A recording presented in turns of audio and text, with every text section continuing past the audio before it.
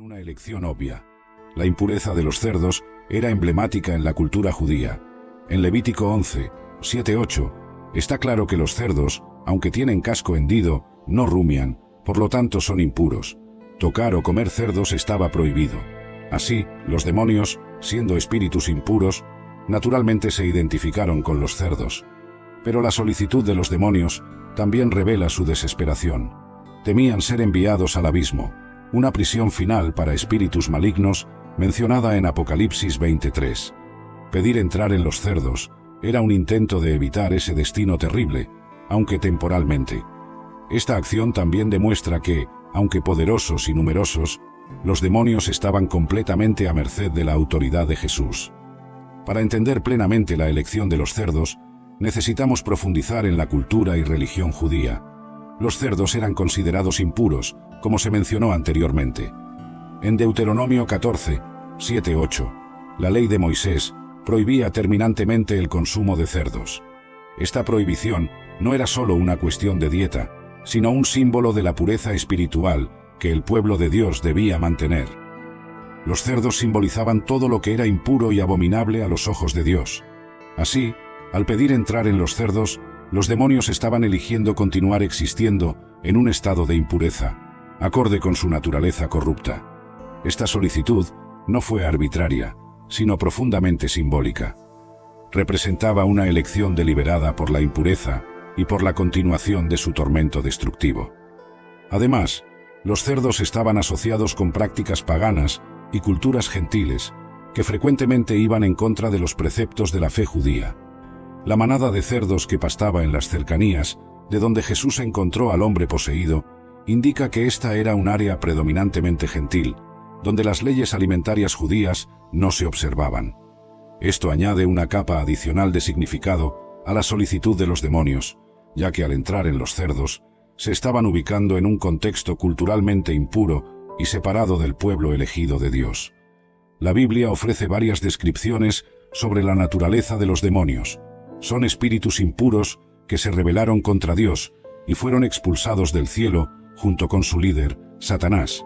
En Isaías 14, 12-15 y Ezequiel 28, 12-17, tenemos descripciones simbólicas de la caída de Lucifer, el más bello de los ángeles, que en su rebelión contra Dios se convirtió en Satanás, el adversario.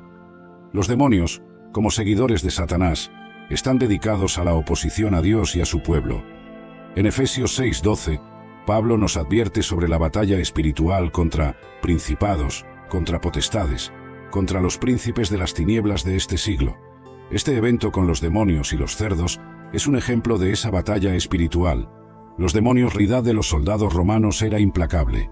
Azotaron a Jesús con un flagrum, una terrible herramienta de tortura que desgarraba la carne. Después, se burlaron de él, colocándole una corona de espinas en su cabeza, un manto púrpura en sus hombros y una caña en su mano como cetro, ridiculizándolo como rey de los judíos. Al amanecer, Jesús, ya exhausto y sangrando, fue forzado a cargar su propia cruz hasta el Calvario. La caminata era larga y dolorosa, y la multitud lo seguía, una mezcla de curiosidad morbosa, odio y algunos pocos corazones compasivos. Entre la multitud, Dimas, un criminal condenado a morir ese día, observaba. Había oído hablar de Jesús y sus milagros, pero nunca esperó ver a ese hombre tan calmado y sereno frente a tal sufrimiento. Esta caminata al Calvario era solo el comienzo de un evento que cambiaría la vida de Dimas para siempre. La caminata al Calvario. Cargando su cruz, Jesús comenzó la dolorosa jornada hacia el Calvario, conocido también como Gólgota, el lugar de la calavera. La multitud seguía cada paso suyo, unos curiosos, otros burlándose, y unos pocos llorando. Entre los espectadores estaba Dimas, un criminal condenado a ser crucificado ese mismo día. Él, al igual que todos los presentes, podía ver el peso de la cruz y el agotamiento que abrumaba a Jesús. Cada paso parecía una eternidad, y el sufrimiento de Jesús estaba estampado en su rostro. Pero había algo más, una serenidad inexplicable que contrastaba con la brutalidad de la escena. A medida que Jesús caminaba, cayó varias veces bajo el peso de la cruz. Los soldados romanos, impacientes y brutales, forzaron a un hombre que estaba en la multitud, Simón de Cirene, a ayudar a Jesús a cargar la cruz. Dimas observaba en silencio, sintiendo una mezcla de culpa y compasión. Comenzó a reflexionar sobre su propia vida, sus crímenes y la justicia de su destino. La visión de Jesús, un hombre que solo hizo el bien, cargando una cruz al lado de él, un criminal confeso, era algo que Dimas no podía comprender completamente. Mientras avanzaban por la vía dolorosa, el camino que llevaba al Calvario, varias mujeres lloraban y lamentaban por Jesús. Él, incluso en medio de su dolor, se volvió hacia ellas y dijo: «Hijas de Jerusalén, no lloren por mí, lloren más bien por ustedes mismas y por sus hijos». Lucas 23:28. Estas palabras resonaron en la mente de Dimas, quien no podía dejar de preguntarse qué clase de hombre, en medio de su propia ejecución, se preocuparía por el bienestar de otros.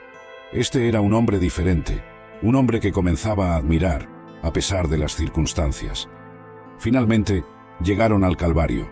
La visión de las tres cruces erigidas en el horizonte era un presagio sombrío del sufrimiento que estaba por venir.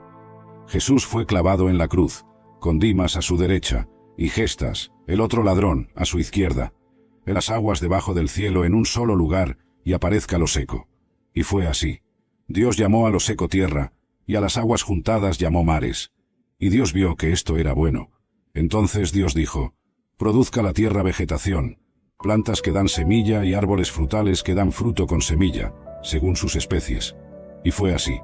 La tierra produjo vegetación, plantas que dan semillas según sus especies y árboles que dan fruto con semillas según sus especies. Y Dios vio que esto era bueno.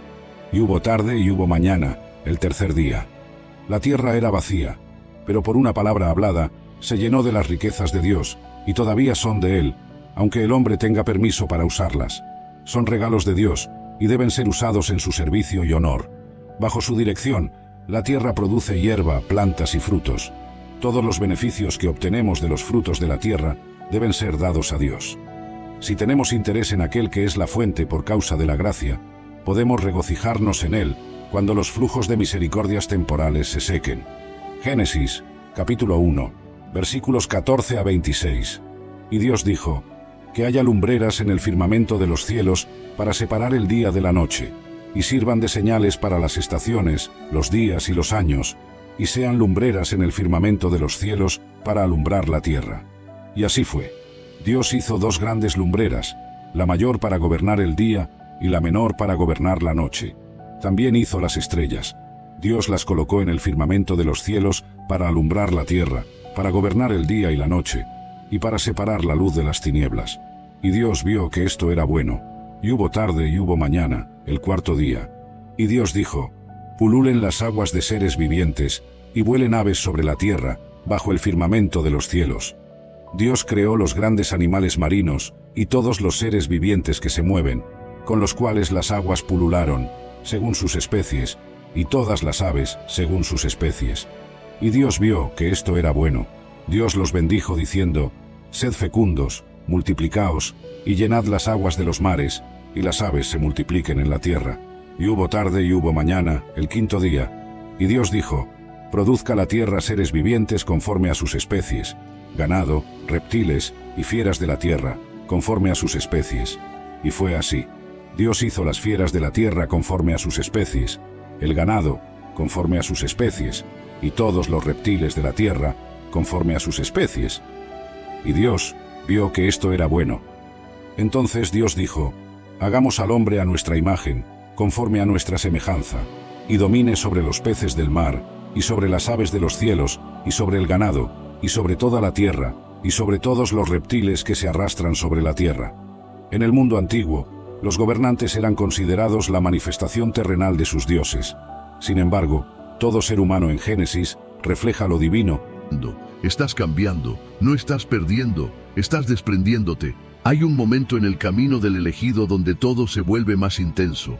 Pensamientos más fuertes, emociones más profundas, dudas que aparecen sin invitación, recuerdos que regresan sin lógica. Es ese momento en el que sientes que tu alma está siendo apretada por todos lados. Y aunque tu mente te diga que no puedes más, tu espíritu sabe la verdad. Estás cruzando un umbral, uno que muy pocos logran cruzar. Lo que te está pasando no es señal de debilidad, Es señal de que Dios está entrando en capas de tu vida, donde antes no habías permitido que entrara. Por eso duele, por eso incomoda, por eso te sientes vulnerable. Es el proceso más sagrado del camino espiritual, cuando Dios empieza a limpiarte de lo viejo para que puedas cargar lo nuevo, y ese proceso nunca es suave, siempre remueve lo que estaba dormido. Muchos elegidos confunden esta etapa con retroceso, piensan que están volviendo a caer en cosas superadas, cuando en realidad están siendo purificados. Lo que hoy te duele no te está destruyendo, te está perfeccionando. Lo que hoy te pesa no te está frenando, te está afinando. Lo que hoy te inquieta no te está rompiendo, te está revelando. Nada de lo que sientes es accidental. Cada emoción trae un mensaje.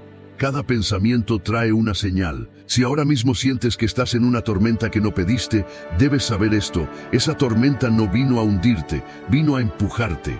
Porque el propósito no llega cuando todo está tranquilo, llega cuando estás listo. Y tú, aunque no lo notes, estás más listo que nunca. Este momento que estás viviendo no es un desorden, es una puerta. Y tu espíritu ya está empezando a cruzarla. Hay un punto en el camino donde el alma siente un cansancio que no tiene explicación lógica.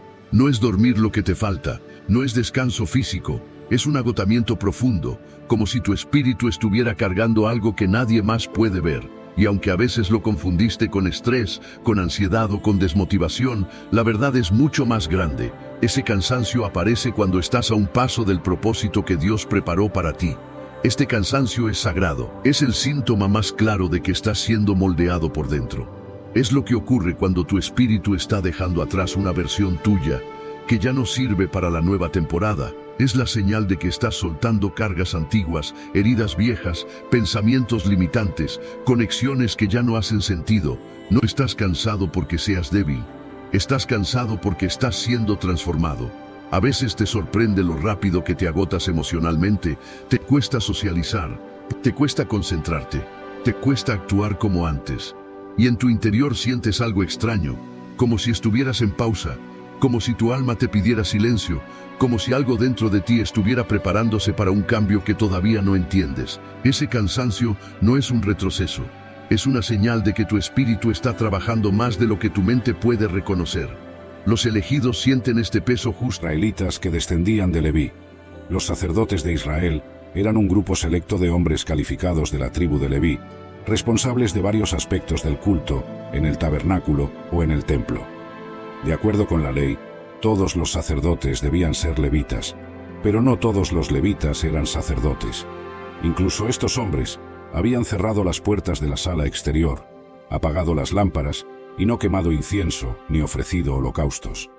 Esto sucedió en los días de mi padre. Me di cuenta de que era necesario reabrir el templo para limpiarlo y garantizar su funcionamiento adecuado. Entonces, yo destrocé en pedazos la serpiente de bronce que Moisés había hecho, ya que hasta esos días los israelitas habían quemado incienso a ella, y era llamada Neustán, una escultura de bronce. Qué pena que el objeto que Dios usó para liberar a su pueblo se convirtiera en un objeto de adoración. Reconocí que las calamidades que vinieron a Judá ocurrieron por nuestra desobediencia. Elegí honrar a Dios y no seguir los pasos de mi padre, el rey Acaz. Llamé a los sacerdotes y levitas para que se concentraran en su llamado, pues el Señor los había elegido. Volver a concentrarse en su llamado y propósito central de servir y honrar a Dios era esencial. Confié y dependí con confianza del Señor, el Dios de Israel, pues me aferré al Señor, no me desvié de seguirlo fielmente, sino que guardé sus mandamientos que el Señor había ordenado a Moisés. Restauré su templo y ofrecí sacrificios y ofrendas quemadas. Judá también se reunió para ofrecer sacrificios al Señor Dios. Ordené a los levitas que cantaran alabanzas al Señor con las palabras de David. Adoramos a Dios con las mejores palabras que pudimos encontrar, los grandes salmos de alabanza escritos por el rey David. Una vez que habíamos hecho los sacrificios apropiados y purificado el templo y nuestros propios corazones ante el Señor, la asamblea fue invitada a traer sus ofrendas personales, uno de los grandes propósitos del templo, como un lugar para sacrificio personal y adoración, fue ahora restaurado. Mantener un ejército lo suficientemente grande para sitiar un gran castillo y mantenerlos alimentados y armados era un desafío extremadamente costoso. Los ejércitos reales a menudo no daban otra opción a los agricultores que vender sus productos al ejército a precios bajos. Entonces Sennacherib envió a sus principales oficiales, el Tartán, el Rabsaris y el Rabsaque, junto con un gran ejército de Laquis Amí en Jerusalén. El Rabsaque era un título, describía al comandante de campo del ejército asirio, representando al rey asirio, Sennacherib. Subieron la montaña y llegaron a Jerusalén. Tras subir la montaña y llegar a Jerusalén, se detuvieron junto al acueducto de la piscina superior. Parecía que el Rabsaque tenía la situación completamente bajo control. Logró entrar en la ciudad de Jerusalén y quedarse en la fuente vital de agua, que era el sustento de Jerusalén cuando estaba bajo sitio. Profundamente en las Escrituras y desvelar los secretos que Dios nos ha revelado. El poder de las palabras no es algo distante o exclusivo de la divinidad. Es un principio espiritual que atraviesa toda la creación y nos alcanza directamente. En Proverbios, capítulo 18, versículo 21, leemos una afirmación poderosa. La muerte y la vida están en poder de la lengua, y el que la ama comerá de sus frutos. Esta verdad nos desafía a reconocer la responsabilidad que tenemos cada vez que abrimos la boca para hablar. Nuestras palabras llevan la capacidad de edificar o destruir, sanar o herir, bendecir o maldecir. Recuerda momentos en los que una palabra de aliento trajo alivio en medio de la desesperación, o cuando una crítica severa dejó marcas duraderas en tu alma. Ese es el inmenso poder que Dios nos ha conferido a través del lenguaje. Santiago en su epístola nos advierte sobre esto al comparar la lengua con un pequeño timón que guía un gran barco, o con una chispa capaz de incendiar todo un bosque. En el capítulo 3, versículos 4 y 5, nos recuerda esta realidad crucial. Las Escrituras nos instruyen a usar nuestras palabras con sabiduría y discernimiento. Dios nos exhorta a hablar con amor, verdad y compasión.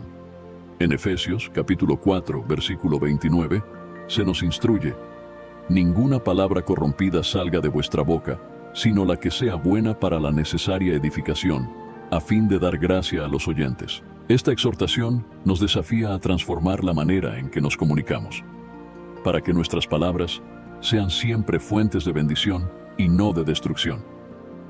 Jesucristo, nuestro Salvador, también subrayó el poder de las palabras durante su ministerio. En Mateo, capítulo 12, versículos 36 y 37, nos advirtió: Mas yo os digo que de toda palabra ociosa que hablen los hombres, de ella darán cuenta en el día del juicio. Porque por tus palabras serás justificado, y por tus palabras serás condenado. Este mensaje nos llama a reflexionar seriamente sobre el impacto eterno de lo que decimos. La creación del mundo a través de la palabra de Dios nos revela el profundo valor que Él atribuye a la comunicación.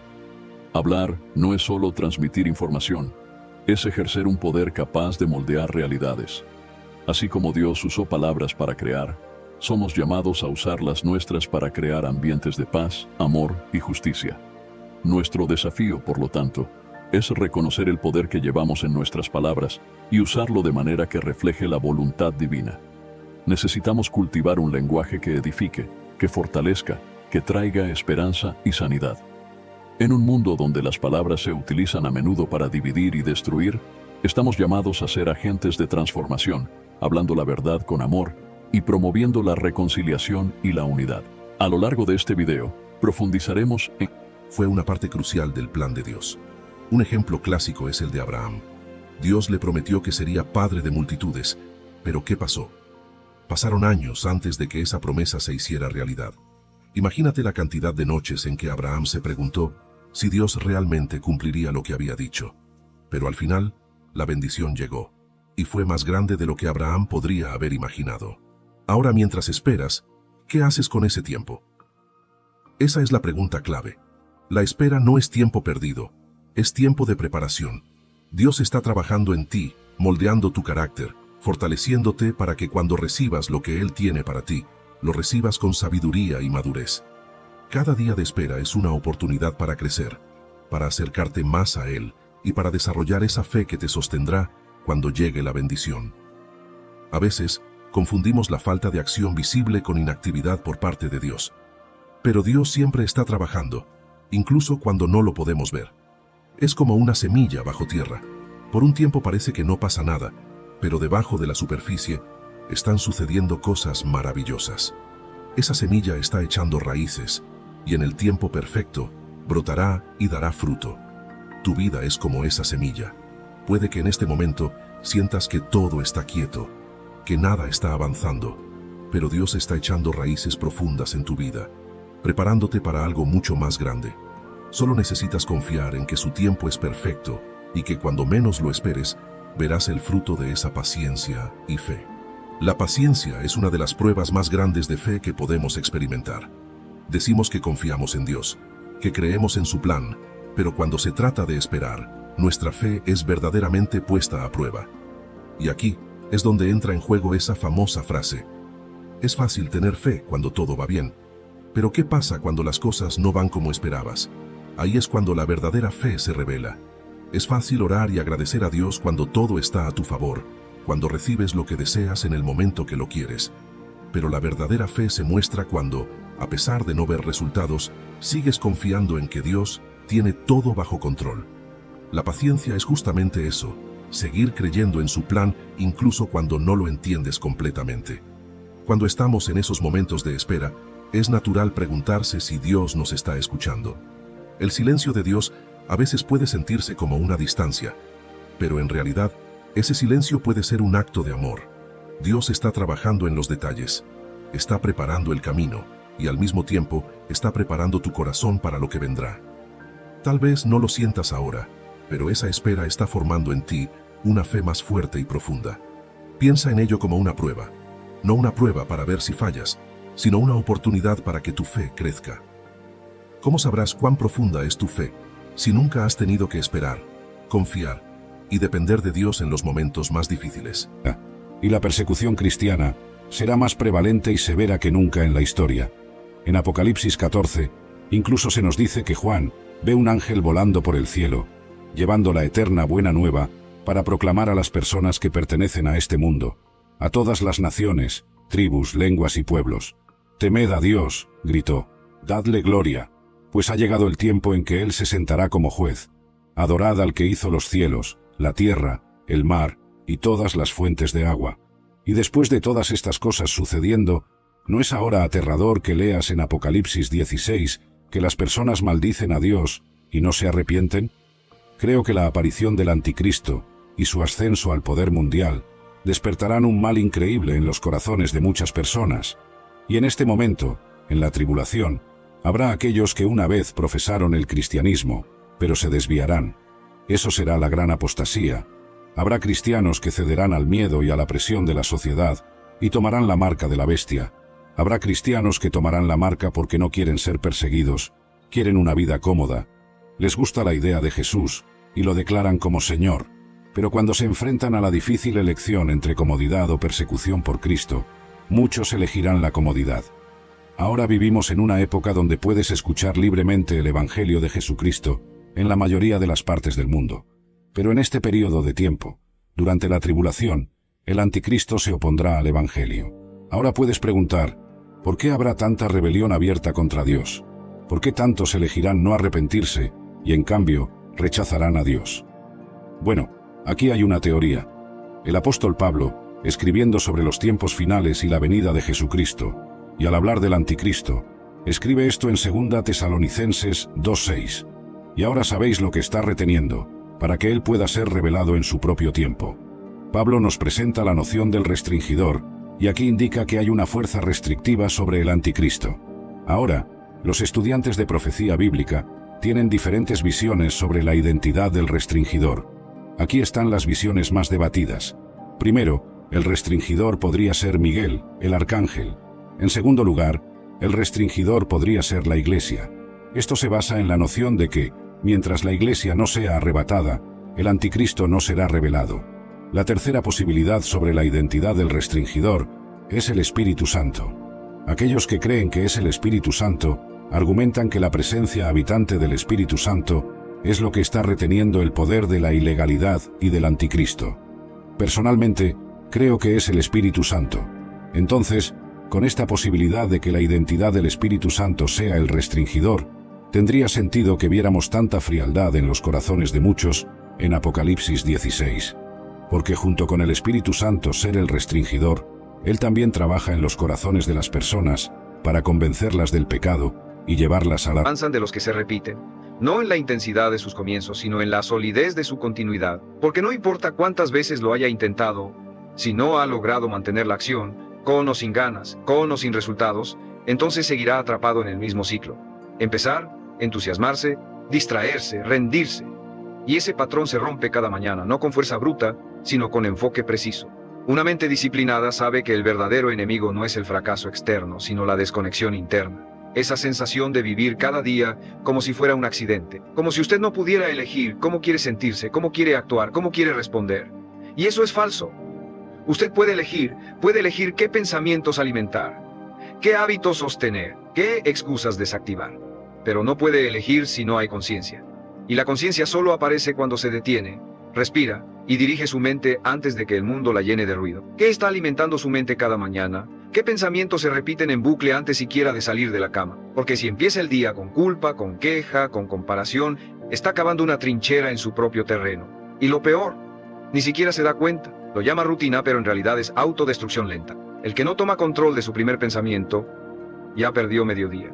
Porque el pensamiento guía la emoción guía la acción, y la acción crea el resultado. Si su primer pensamiento es, no quiero levantarme, hoy será pesado, otra vez lo mismo, entonces todo lo que sigue se contagia de esa energía. Pero si su primer pensamiento es elegido, no impuesto, entonces recupera poder. Si decide comenzar el día con dirección, entonces el resto del día ya tiene una columna vertebral. No será perfecto, no será fácil, pero tendrá estructura. Y esa estructura es la que lo sostiene cuando la emoción no alcanza. Tome el control con algo tan simple como levantarse a la hora que prometió. No por obligación, por respeto propio. Luego respire, escriba lo que quiere lograr y visualice, aunque sea por 2 minutos, la versión de usted que ya lo logró. Vea cómo actúa, cómo camina, cómo se habla. Esa versión no es una fantasía, es una posibilidad, pero solo puede alcanzarla si su versión actual comienza a tomar decisiones alineadas con ella.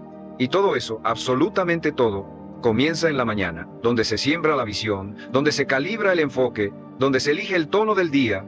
Si no domina ese momento, los demás lo dominarán a usted.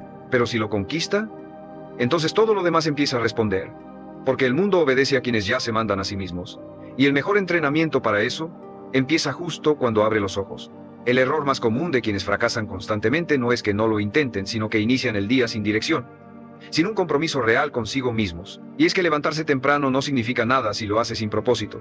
Tomar café y sentarse frente a una pantalla no tiene peso si no hay intención detrás. Puede pasar el día entero ocupado.